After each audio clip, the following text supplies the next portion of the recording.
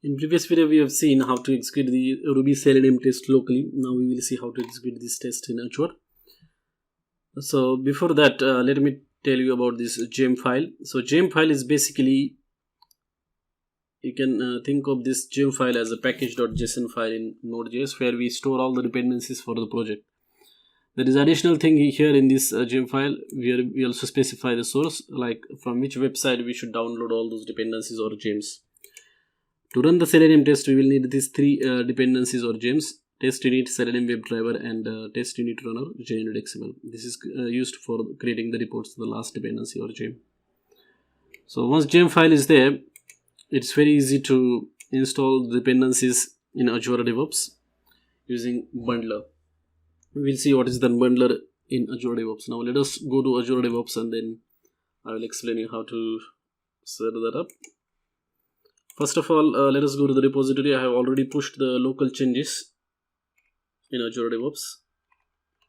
So if you go to Selenium and Ruby, this is our repository. And you can see there is a gem file which contains these things. And in the test Ruby, we have got this test.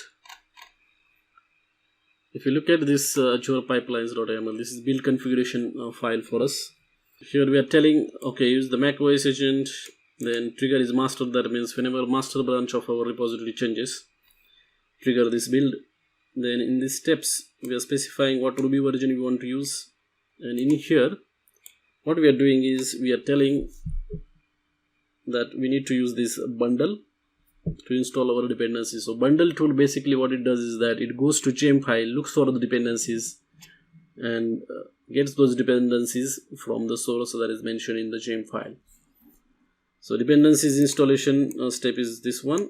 The next step is we need to execute the tests. So our test is in test.ruby.rb. We are specifying the runner because we want to create the report in XML format. And finally, we want to publish the test result. So this is the last task. Now I'm gonna execute or run this pipeline. You can see here I have already set up this pipeline for this build. Selenium Ruby, you can see here, and just click on run pipeline, select the branch. We want to keep it on master right now, and it will start the execution.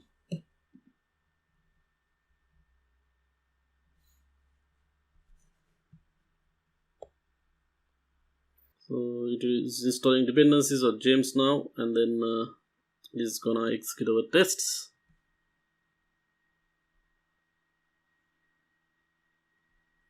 You can see this is the command that it is executing right now. Execution is successful, and it is also published the test result as well. So if you go back here in the tests tab, it should show the tests that we have run. Here you can select past ones, and you can see this test is passed. So that's how you can execute this Ruby tests, Ruby Selenium tests in Azure DevOps. Thanks for watching this video.